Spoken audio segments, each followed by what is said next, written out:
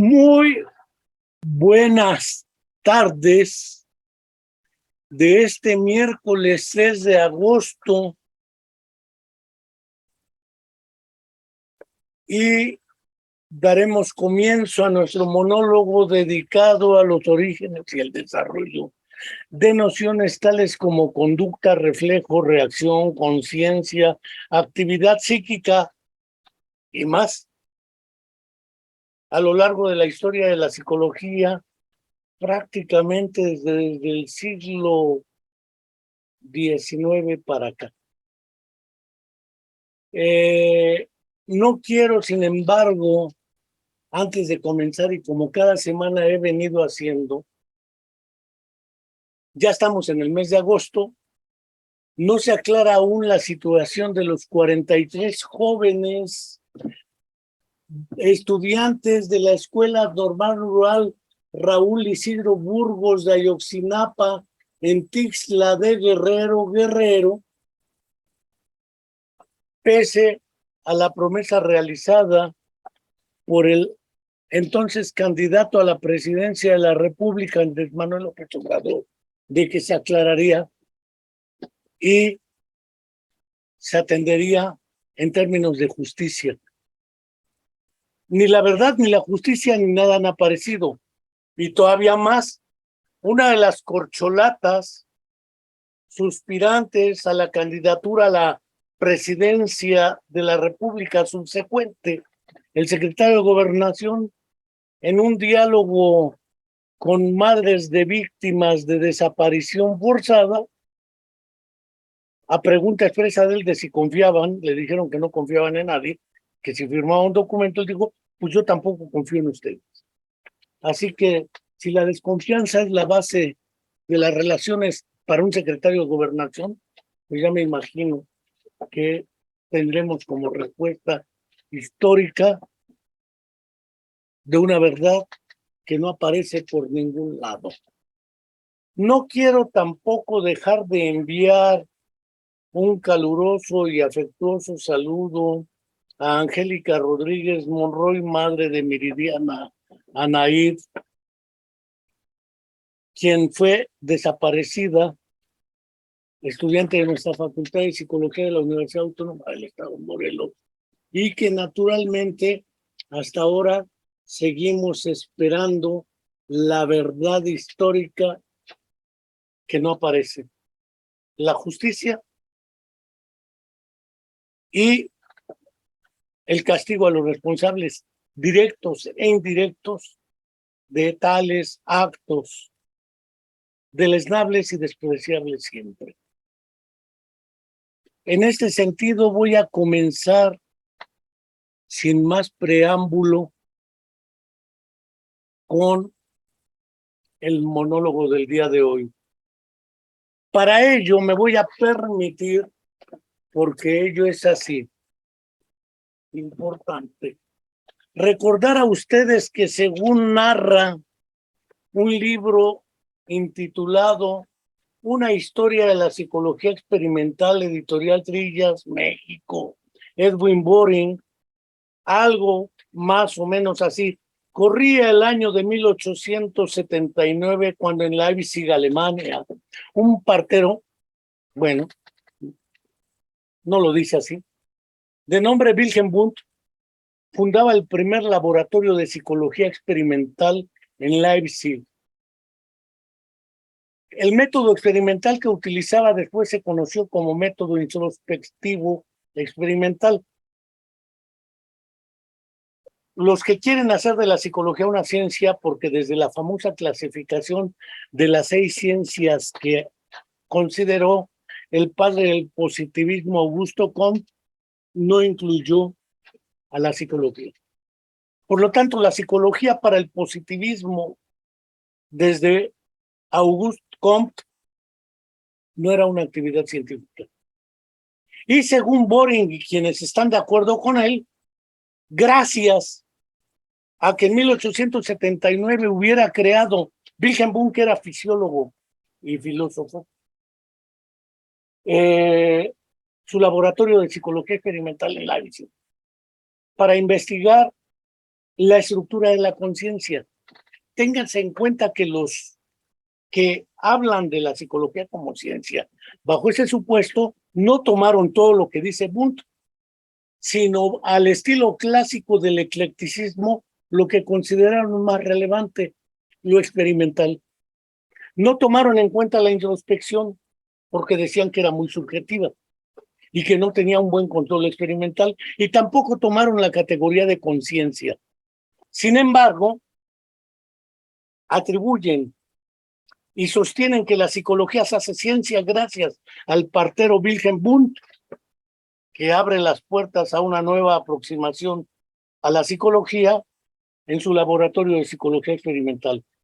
Voy a poner como referente ese mismo año, porque ese año nace en París, Francia, el psicólogo francés perfectamente desconocido en nuestros medios, Henri Vallon, quien después lo mencionaré en esta presentación. A diferencia de Boring, voy a presentar a ustedes un libro publicado por uno de los cuatro fantásticos, entre los cuales estaba Dmitri Ivanovich Mendeleev, el creador de la tabla periódica de los elementos, Iván Mikhailovich Sechenov, quien publica en el año de 1862, aunque aparece prácticamente en 1863, los reflejos cerebrales. Y aparece la categoría de reflejo. Y además incluye al cerebro en él. El libro, como podrán ver, quiero ser muy literal para estas cosas, está dividido en un prólogo y en un trabajo dividido en dos capítulos: los reflejos cerebrales, los movimientos involuntarios y los movimientos voluntarios. Hablo de 1862, porque antes de que apareciera la categoría en psicología de conciencia, Wilhelm Wundt la empieza a trabajar, ya estaba en la filosofía. Sechenov, a diferencia de Wilhelm Wundt, no era filósofo, era fisiólogo. Y entre sus aportaciones a la fisiología es el descubridor de la sustancia blanca, que por fortuna no se le puso eponímicamente sustancia Sechenov, y la inhibición interna como categoría fisiológica no opuesta, sino complementaria de la excitación. La categoría de reflejo, además, tiene una cualidad que desde Renato Descartes o René Descartes ya se consideraba que era una actividad cerebral. Y particularmente, posteriormente, con un personaje de cuyo nombre sí puedo acordarme, Iván Petrovich Pavlov, su libro Psicología y Fisiología, o Iván Petrovich Pavlov, su libro Reflejos condicionados e inhibiciones. Lo señalo porque, como todos somos sabedores, en el año de 1904 Iván Petrovich Pavlov recibe el Premio Nobel de Medicina por sus aportes en el descubrimiento de los reflejos condicionados. Posteriormente, tanto Boring como otros dicen que el conductismo es heredero de el trabajo de Sechenov y Pavlov, que le llaman tramposamente condicionamiento clásico, porque lo clásico es lo viejo, lo operante será lo nuevo. Luego entonces aparecerá el concepto de condicionamiento clásico y condicionamiento operante, que cuando éramos estudiantes de psicología por la década de los 70 del siglo pasado, nos decían que el antecedente más inmediato era Wundt, Sechenov, Helmholtz, otro fisiólogo alemán también, y naturalmente la psicología se separaba de la filosofía y de la fisiología y se hacía ciencia, por obra y gracia del método experimental. Leipzig se convierte en algo así como Belén, al cual se dirigen los pastores a adorar al nuevo Mesías. Acuden Edward Bradford Titchener, acude naturalmente un grupo de personajes estadounidenses y desde luego también acude, por ejemplo, un mexicano que es considerado el padre de la psicología en México, Ezequiel Adeodato Chávez. Y también asiste un personaje ruso de cuyo nombre sí puedo acordarme, se me acaba de olvidar, pero ahorita me acuerdo. Gregorio Ivanovich Chelpanov. Chelpanov, entre otros, acuden a Leipzig a tomar cursos y empiezan a fundar cada uno en sus lugares los laboratorios de psicología experimental. Regreso un poco al trabajo de Sechenov por varias razones. La idea de la separación entre dos naturalezas de movimientos, el movimiento involuntario y el movimiento voluntario, que viene en la parte 2 de este libro. Y aparece una noción que, según mi opinión, está más cercana a la psicología,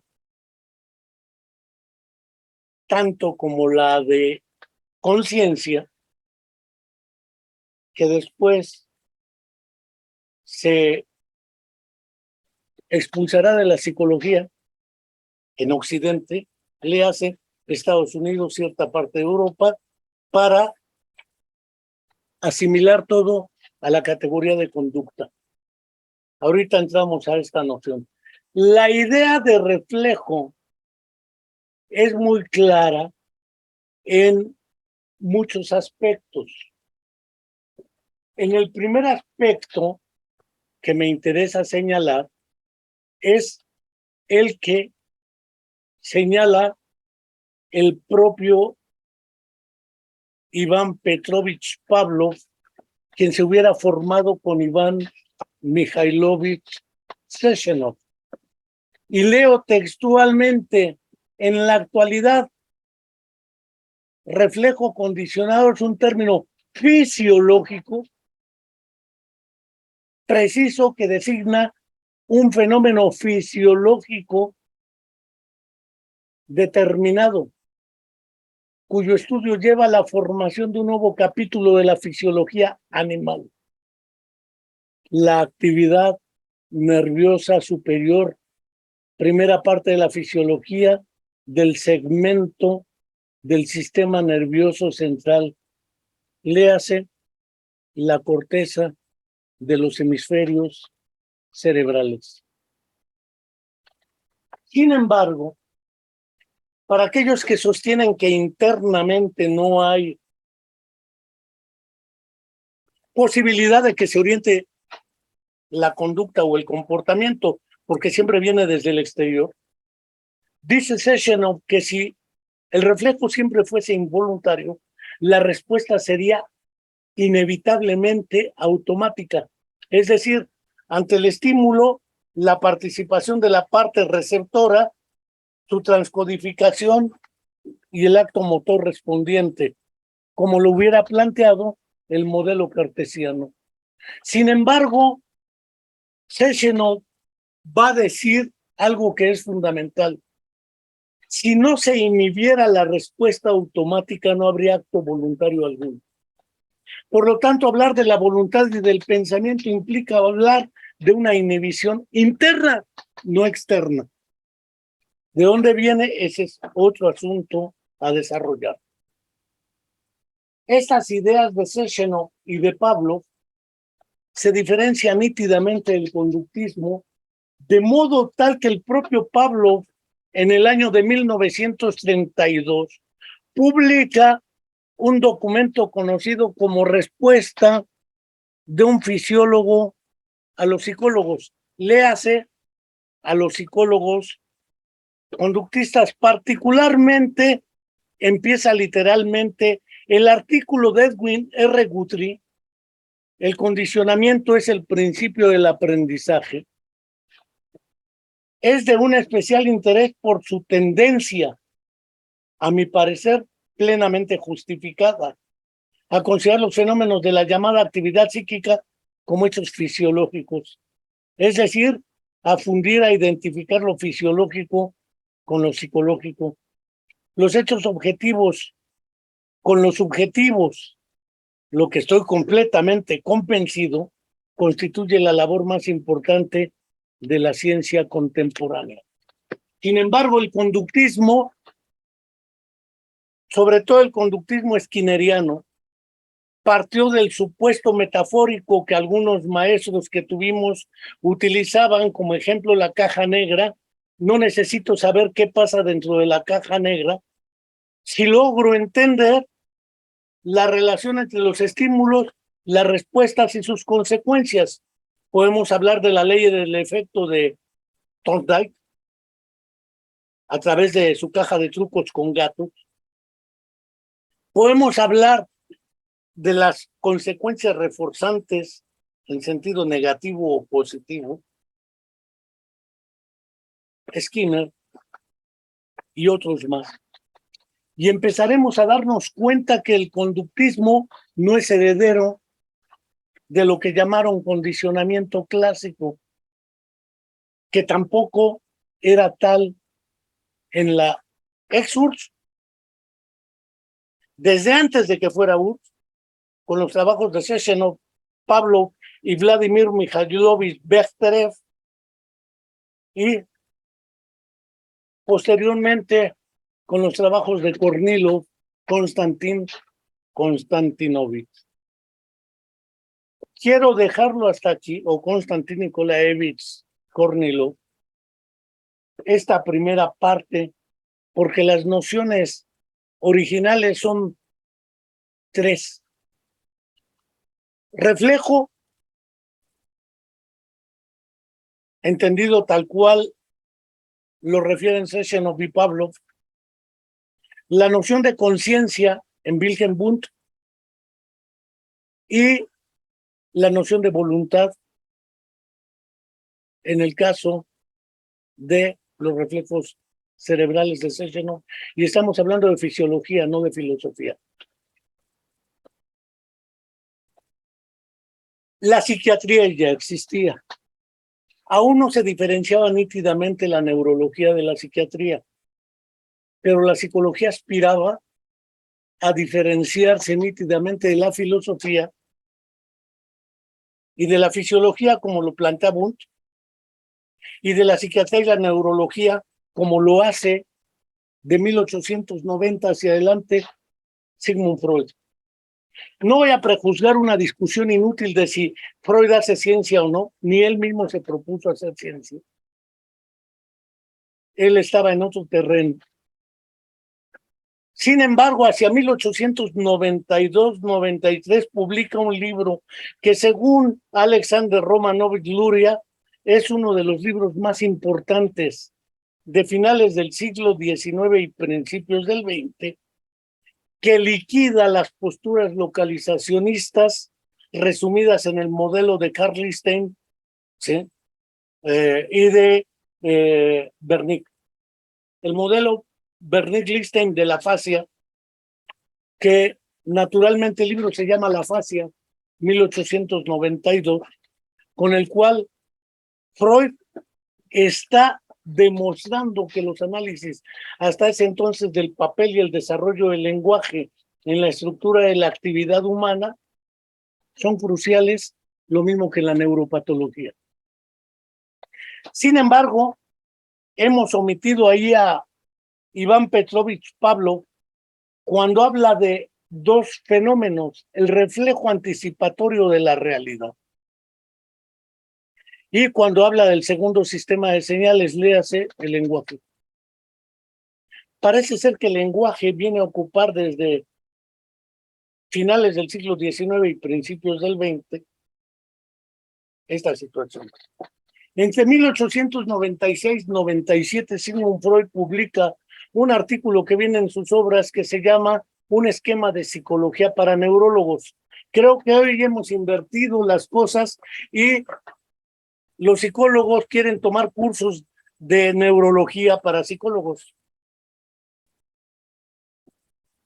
Habrá que valorar esas correlaciones entre neurología, psiquiatría y psicología sin que caigamos en conflictos irresolubles e intrascendentes. En 1900, Sigmund Freud publica La interpretación de los sueños. Y hacia 1910 publica sus estudios sobre la histeria junto con Joseph Breuer.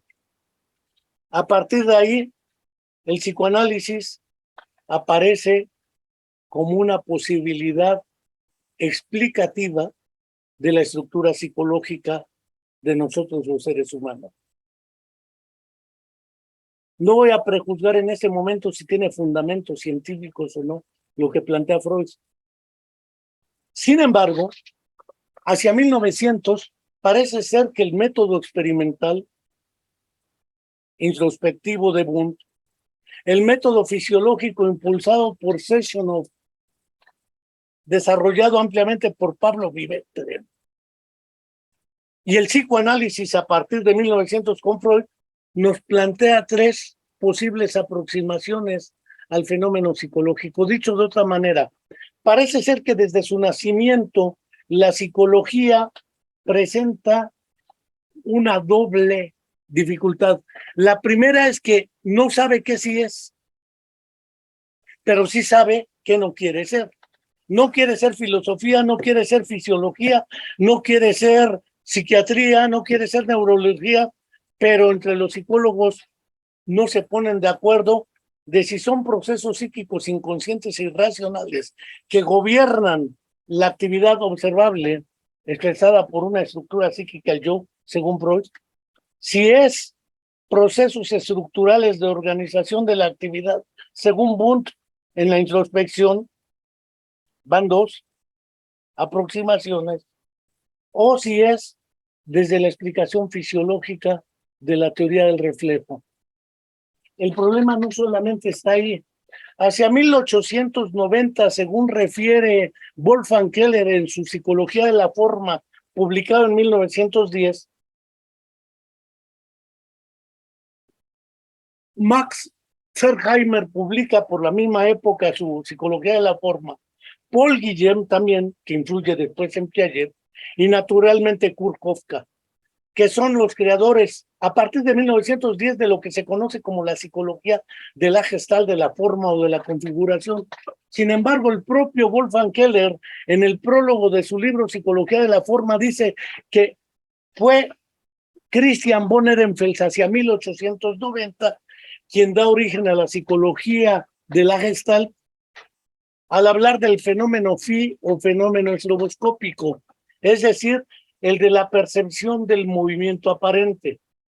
Si el empirismo planteaba que la percepción debe tener como antecedente el objeto perceptible, el sujeto percipiente tiene que recibir el estímulo y en consecuencia lo que en la percepción aparece debe estar fuera. Sin embargo, Christian von Ehrenfels dice, si ese movimiento aparente no existe en la realidad, entonces el sistema nervioso configura lo percibido y se empieza a diferenciar sensación de percepción, aunque en las escuelas nosotros llevamos cursos de sensopercepción. Hablar de sensación y percepción de conciencia y sobre todo la psicología de la Gestalt que empieza con la percepción, mientras que la psicología Wundtiana empieza con la introspección. Y después del método de lo que era catártico de Freud con la hipnosis, influido por Franz von Anton Mesmer y Jean-Martin Charcot, después desarrolla lo que se conoce como el método de la asociación libre. Hasta ahí tenemos 4 versiones de cómo aproximarnos al psiquismo y de 4 aproximaciones a comprender el fenómeno y la actividad psicológica. Tengamos claro que en 1896 nacen Jean Piaget en Neuchâtel, Suiza, Lev Vygotsky en Orsha, Bielorrusia, Celestín Freinet también nace en 1896 en Ginebra. En 1902 nace Alexander Romanovich Luria. En 1903 nace Alexei Nikolaevich Leontiev, que empiezan a ser personajes. Un poco antes ha nacido Burgos Friedrich Skinner y antes ha nacido también John Broadus Watson. Skinner nace en 1904 prácticamente. Tengamos claro que bajo estas circunstancias, cuando John B. Watson en 1913 publica el conductismo, literalmente plantea que no existe la conciencia, el inconsciente, sino lo único que existe es la conducta observable, medible y cuantificable. A él se le conoció, según los teóricos, como el conductismo radical. Tengamos claro que la influencia no solamente era de Watson, sobre Watson también había influido Robert Yerkes, quien planteaba modelos, siguiendo desde Darwin, de la continuidad biológica evolutiva y por lo tanto el comportamiento de los animales inferiores, mutatis mutandis, puede ser útil para explicar el comportamiento de los animales superiores. Léase los seres humanos. Entre 1913 para adelante en Estados Unidos se desarrolla la categoría de conducta, que después Skinner y otras variantes desarrollarán en los modelos conductuales y que desde luego, como he mostrado con los trabajos de Sechenov y Pavlov, de ninguna manera son el conductismo o los conductismos herederos de ello. En la respuesta de un fisiólogo a los psicólogos, Pavlov literalmente dice que además él está hablando de fisiología y de actividad nerviosa superior y de la corteza de los hemisferios cerebrales. El conductismo no. Luego entonces no hay tal continuidad en los modelos porque según Pablo el conductismo es tan especulativo en términos de lo psicológico como lo es otros modelos. Ahí lo dejo. Hacia 1917, en Rusia triunfa la Revolución de Octubre y asume la dirección el Partido Comunista de la Unión Soviética, en ese entonces llamado Partido Obrero Socialdemócrata Ruso, POSRU, los bolcheviques, y empiezan a plantear los planes quinquenales de desarrollo. Aquí sugiero ver de la psicóloga argentina que vivió en Moscú la psicología soviética tal como yo lo veo, Marta Suárez, Editorial Progreso, una editorial de Moscú también, y ella hace un análisis de la evolución de lo que fue la psicología soviética prácticamente desde la Revolución de Febrero de 1905 hasta prácticamente 1990, con la caída del muro de Berlín y del bloque soviético, porque parece ser que desconociendo esto, hacemos afirmaciones que seguramente no son verosímiles. Con el triunfo de la revolución, la estructura política que dirigía la formación y la investigación en psicología, antes no había escuelas que formaran psicólogos, por lo tanto, quienes hacían la investigación eran o filósofos, o psiquiatras, o neuropsiquiatras, o fisiólogos. Incluso algunos educadores lo hacían. Pero en Rusia ya se empezaban a formar las escuelas de psicología. Y de las primeras generaciones de psicólogos, entre ellos estaban Alexander Romanovich Luria y Alexei Nikolaevich Leontiev, quienes al triunfo de la Revolución de Octubre de 1917, uno tenía 15 años y el otro 14. Como todavía estaba la Primera Guerra Mundial,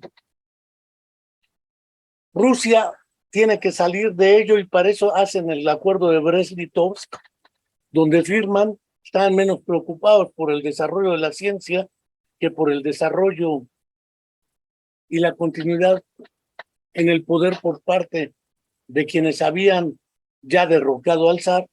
Kerensky ya había renunciado y entonces se empieza a crear lo que es la Academia de Psiconeurología de toda la Rusia.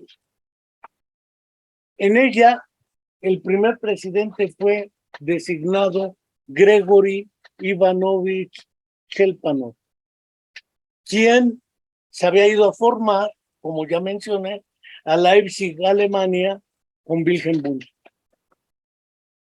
Debo decirles que hacia 1923 se realiza el primer congreso panruso de psiconeurología de toda la Rusia,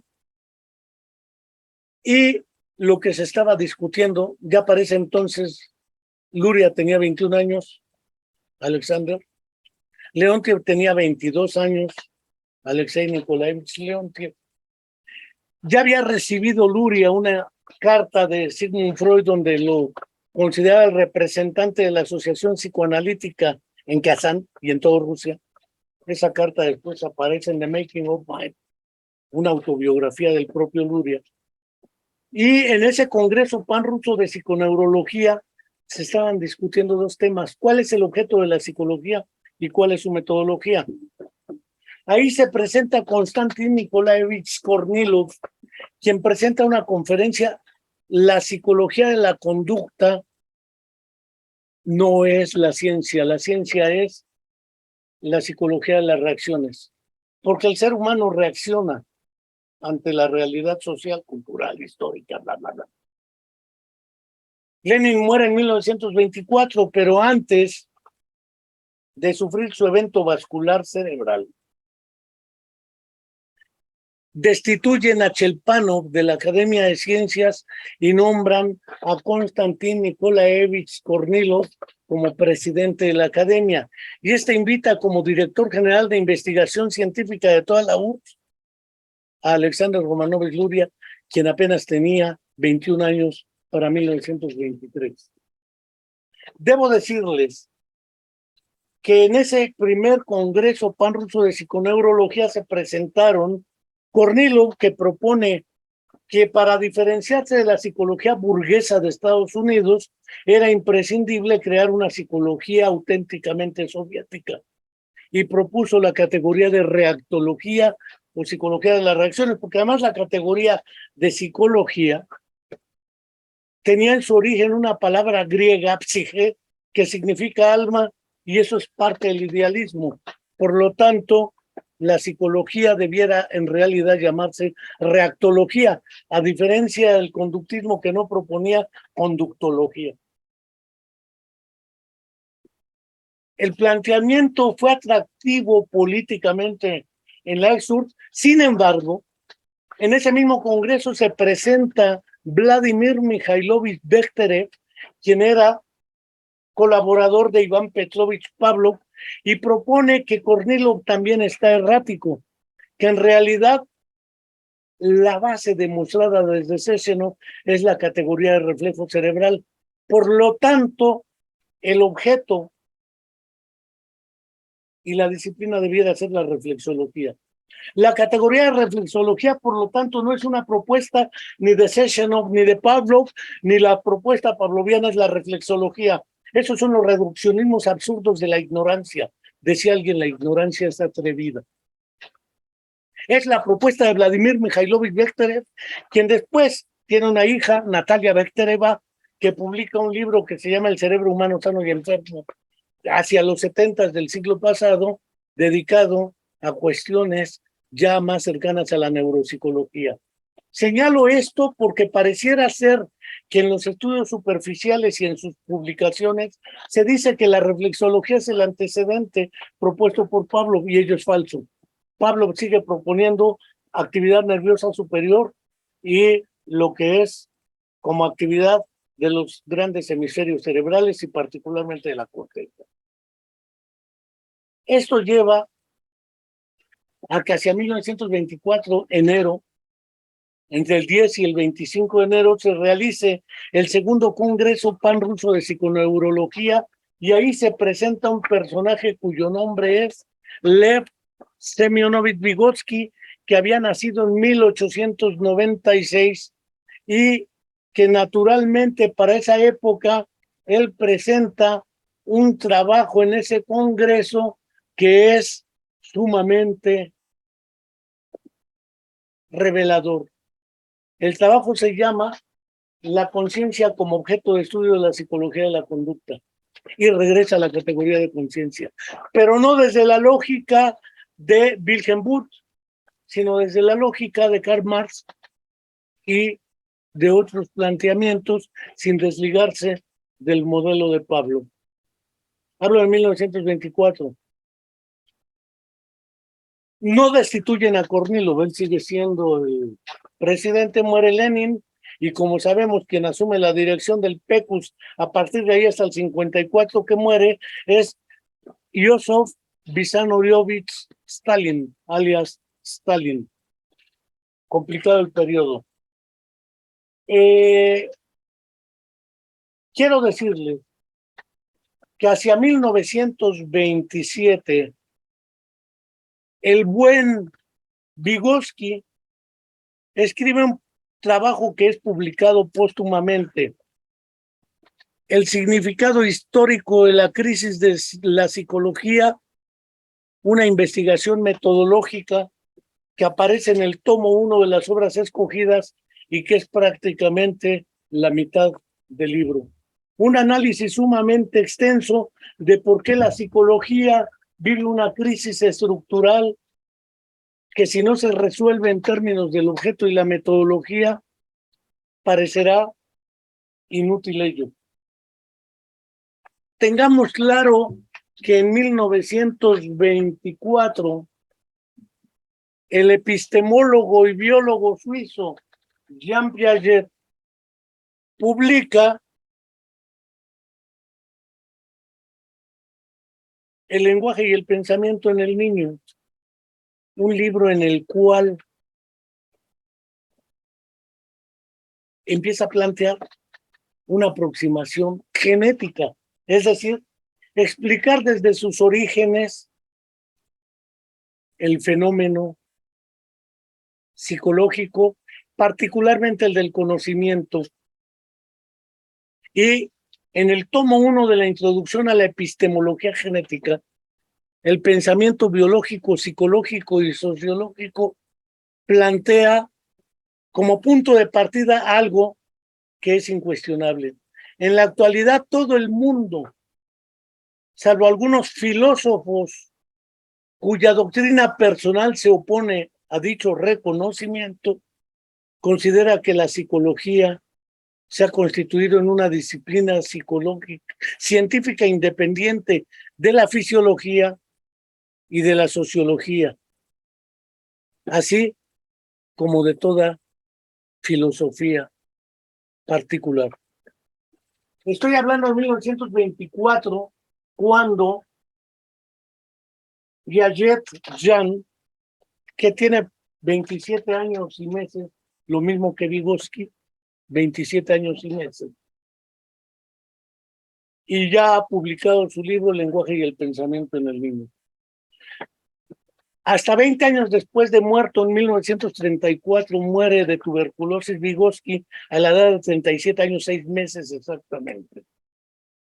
Aparece publicado Pensamiento y lenguaje, que le fueron acercando entre Luria y Hanfmann a Jerome Seymour Brunner, que tiene un prólogo de Brunner y tiene un epílogo de Jean Piaget.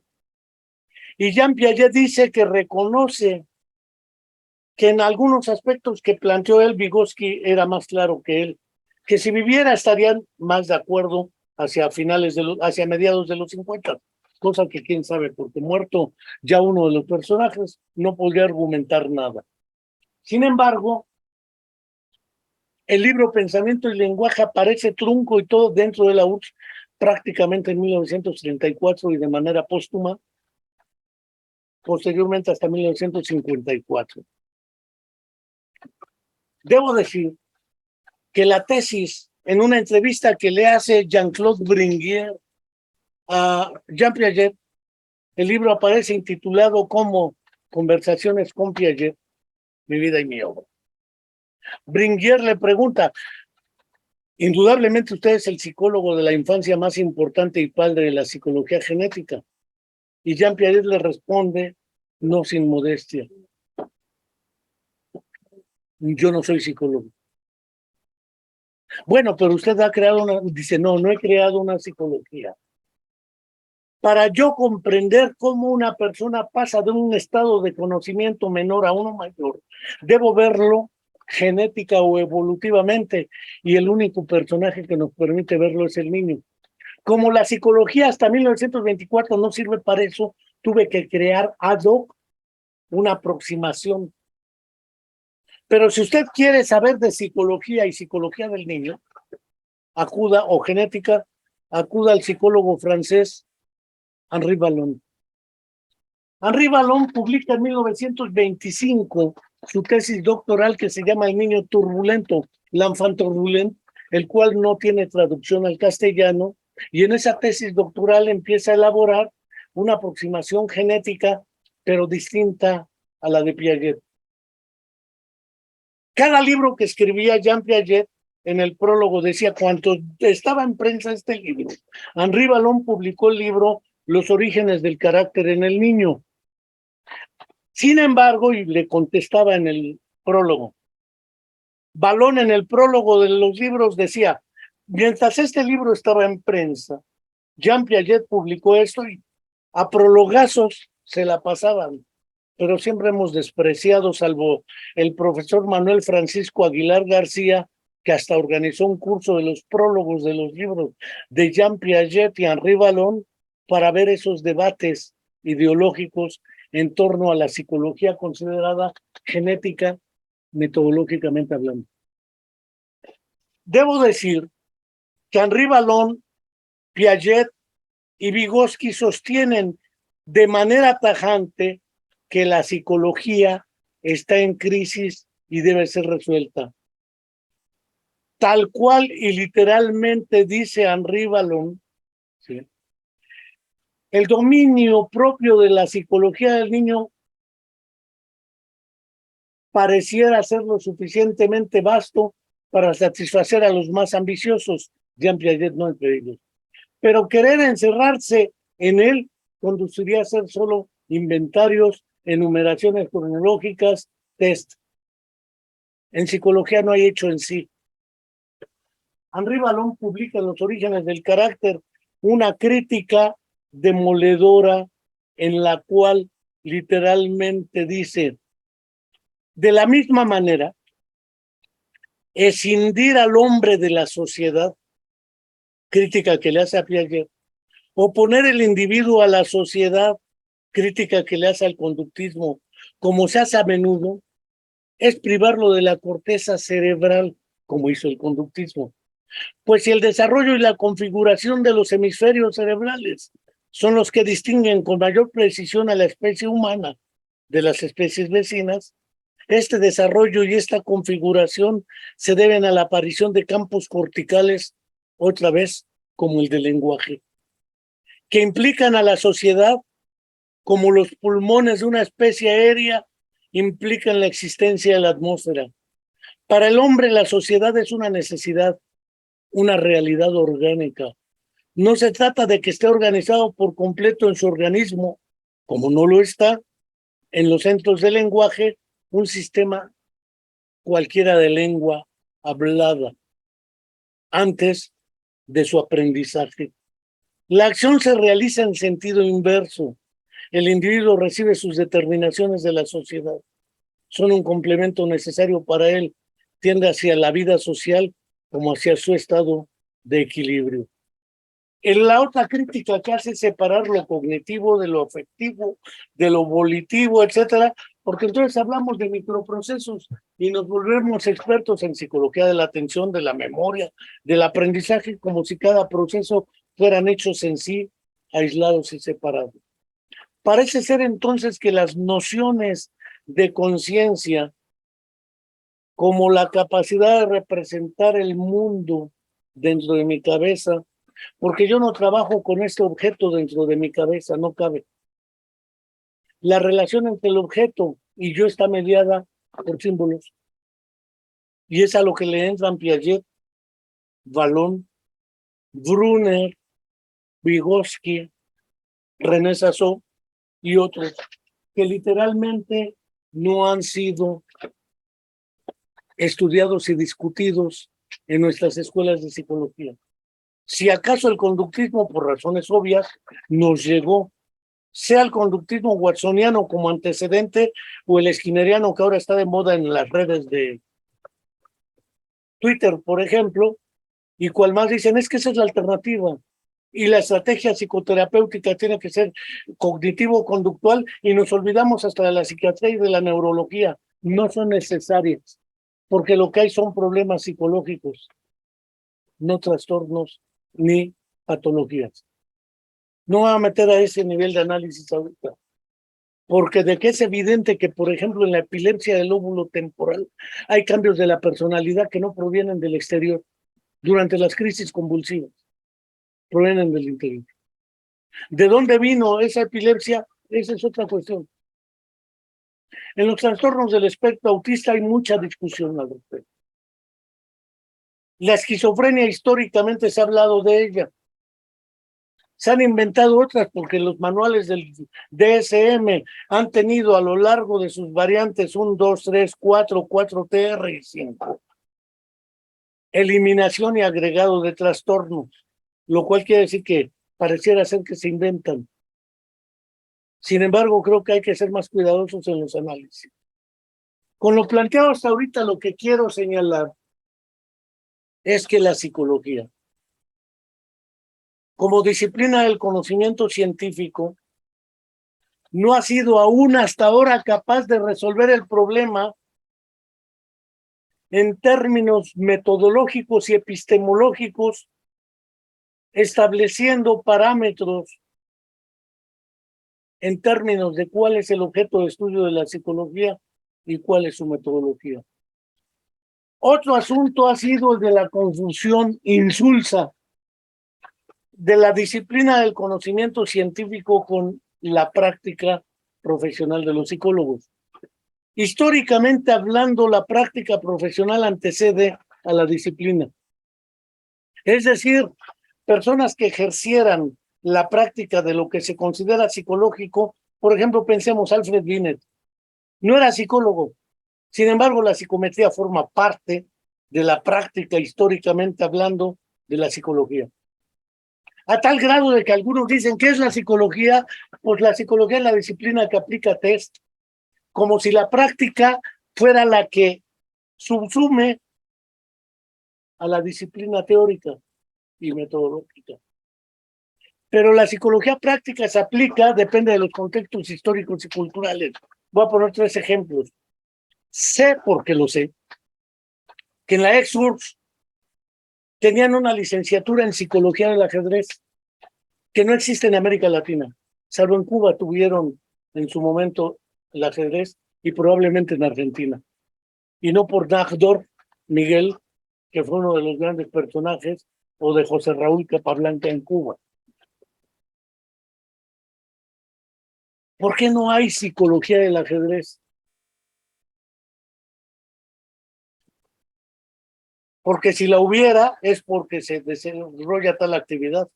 A Lenin le encantó el ajedrez porque era muy barato y muy popular para una república que decía hagamos cosas con los recursos que tenemos. Como sabemos, más de la mitad de los campeones del mundo de ajedrez, a lo largo del siglo XX han sido rusos. Tienen una escuela poderosa de ajedrez. Y naturalmente la psicología espacial, que no se tiene en México, pero sí se tuvo en Rusia, en la ex-URSS y en Estados Unidos, entre otras naciones, quiere decir que la práctica de los psicólogos depende de los contextos, no solamente de la teoría. Psicología del deporte, psicología ambiental, psicología social, como si las otras no fueran sociales, psicología, etcétera. Y entonces, ¿qué es la psicología? Pues lo que hacen los psicólogos. Si los psicólogos se cree que dan psicoterapia, entonces la psicología es dar psicoterapia y no es cierto. Eso ha llevado a contradicciones insulsas, como la de decir psicología versus psiquiatría o versus neurología para atender alteraciones neuropsiquiátricas o neuropsicológicas.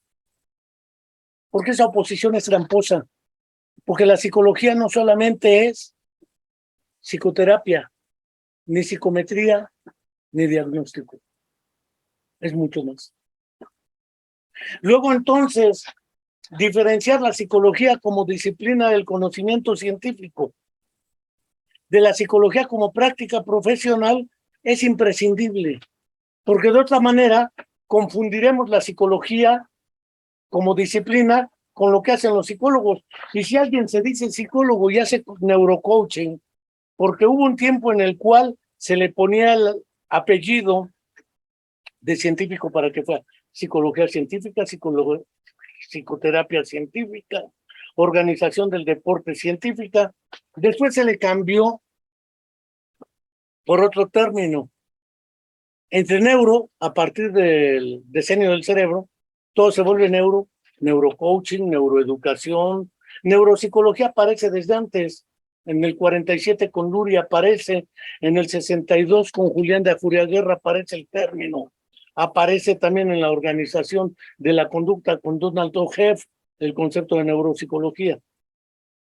Y como tal se plantea que la neuropsicología es una rama del conocimiento psicológico, no neurológico.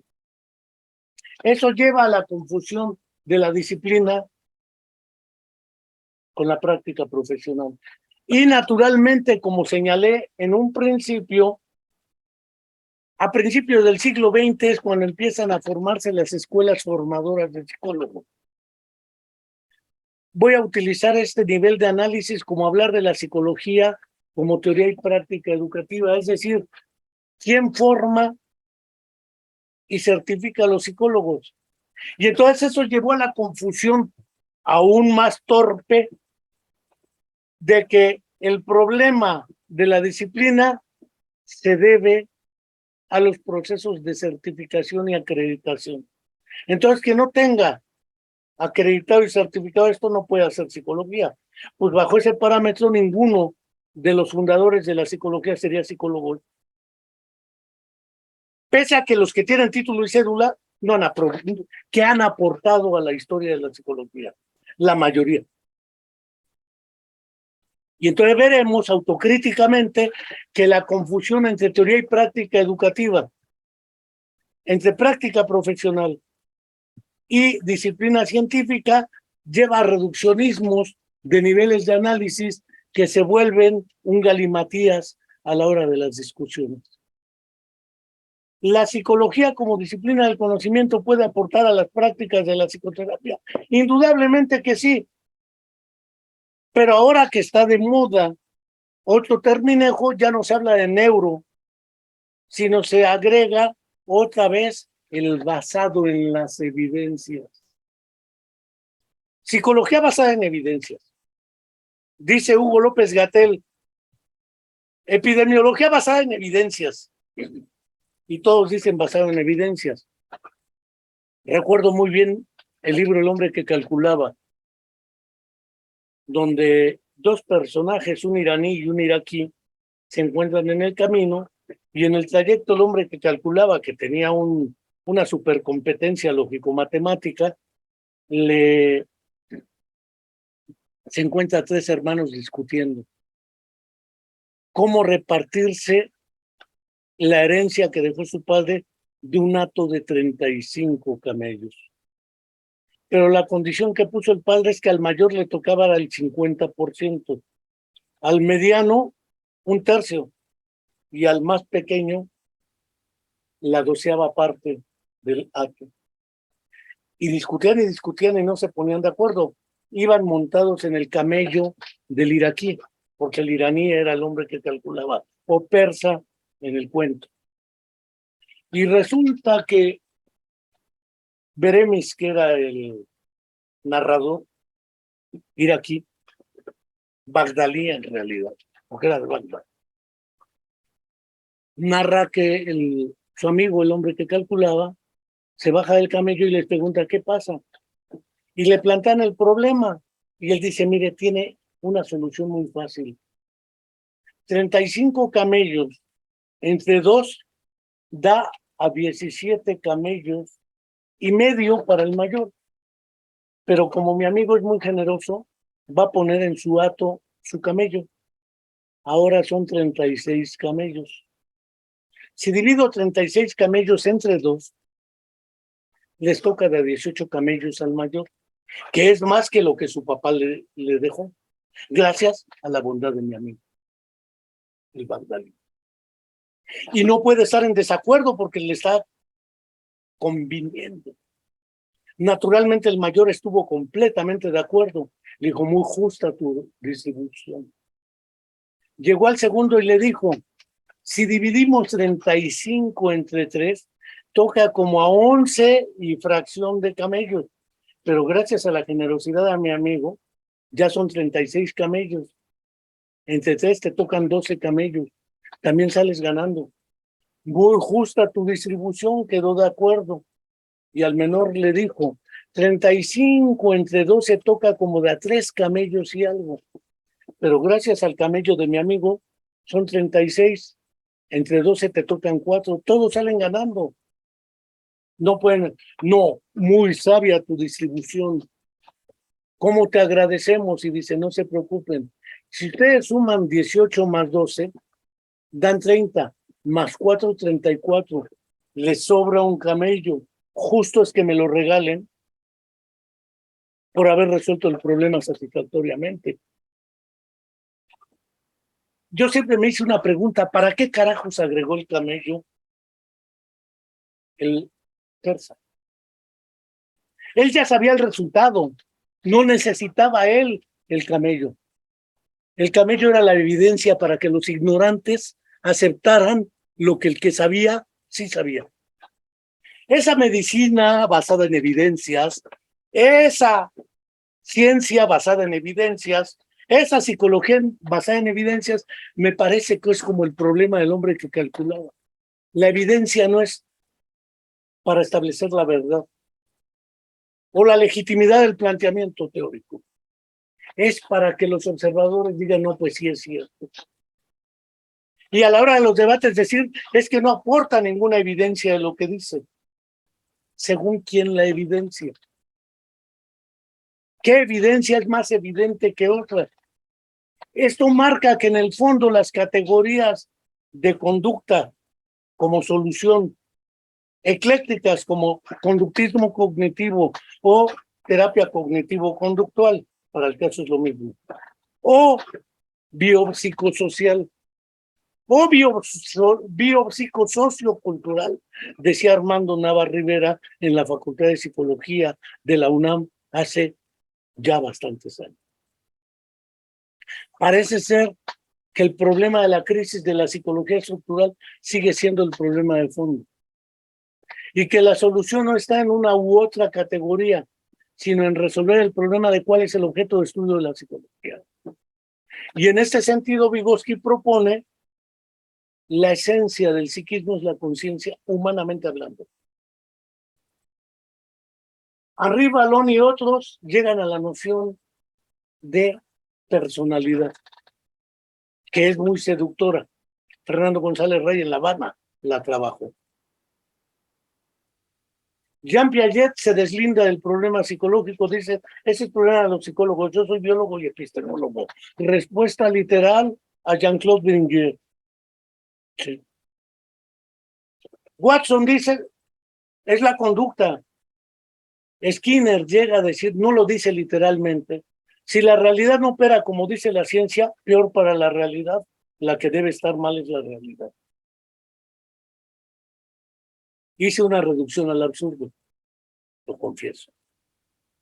Pero no cabe duda que hablar de cajas negras y que todo es explicable como en Walden 2, controlando inputs y outputs, más consecuencias, en el caso de Cantor, o ley del efecto de Thorndike, tampoco resuelve el problema. Entonces, la discusión psicología versus psiquiatría, o psicoanálisis versus conductismo, es que el psicoanálisis no hace ciencia. Pues no, nunca se propusieron hacer ciencia.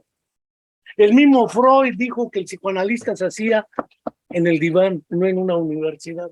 Y algunas universidades pretenden formar psicoanalistas con cursos. El problema no está ahí. El problema está en que confundimos teoría y práctica educativa con práctica profesional y con disciplina.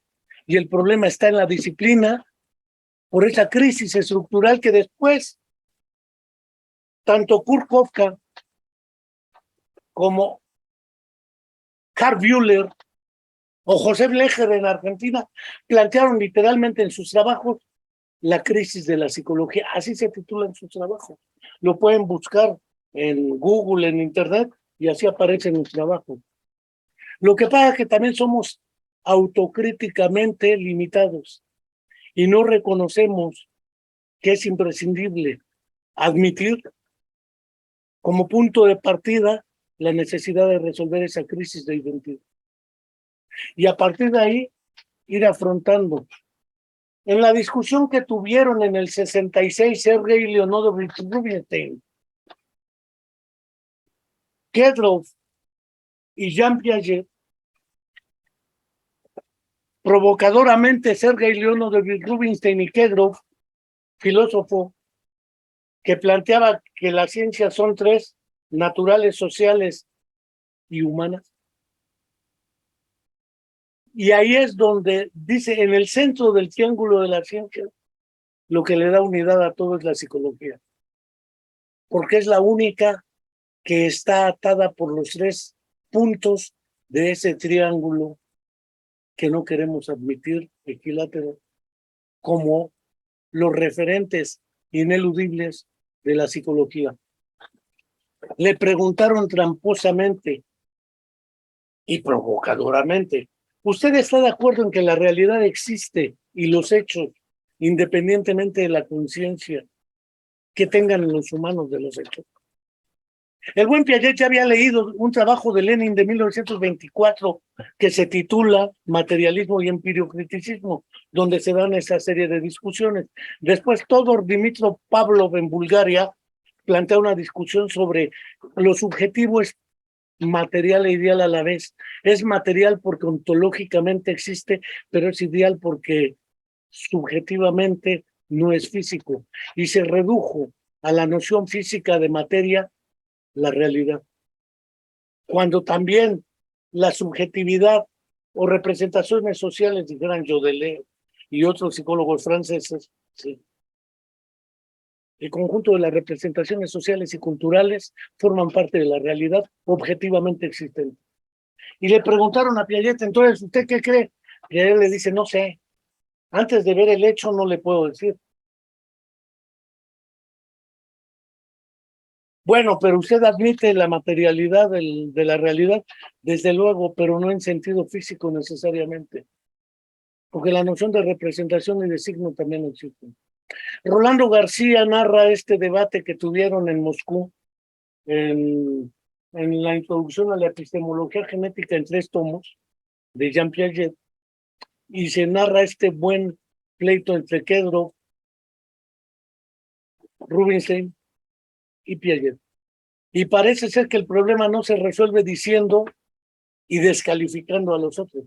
Es que se no hace ciencia, no presenta evidencias. Pues, ¿qué son las evidencias? Probablemente las evidencias son el camello de Beremis, agregado por el hombre que calculaba, para que los hermanos que no sabían cómo resolver pudieran aceptar que era correcta y legítima esa división. Y pese a todo salió ganando un camello. Parece ser que las evidencias juegan, y Pablo Latapí lo decía claramente hace años cuando publicaban todavía en el 1+1 un artículo que se tituló Educar o dar credenciales. Parece que la credencialización es lo mismo que algunas prácticas, el referente ineludible e inevitable, pero tramposamente impuesto como referente disciplinar. Y es ahí donde está el problema. Yo aquí plantearía, porque además algunos colegas en Twitter me preguntaron cuál es tu opinión sobre este fenómeno de conducta y estas discusiones. Me parece que la base está ahí. Yo aquí lo paro porque si no, decía Efraín Huerta, si no me detengo me alcanzo, en uno de esos fue mínimos. Quiero agradecer su atención el día de hoy. Dentro de 8 días tendremos aquí la entrega de reconocimiento de trayectoria por su más de siglo y medio de preservación y difusión de la banda de viento como parte cultural de nuestro estado de Morelos, los chinelos, la banda de Tlayacapan. Y posteriormente, cuando tengamos la fecha, la presentación del libro de nuestro querido amigo Jesús Ramírez Bermúdez, La melancolía creativa. Y sigo reiterando la invitación a quienes no lo han hecho y quieran hacerlo, a suscribirse a nuestros canales de YouTube y de Spotify de la Comuna de la Palabra, y a invitar a otros más que lo hagan. Hasta la próxima.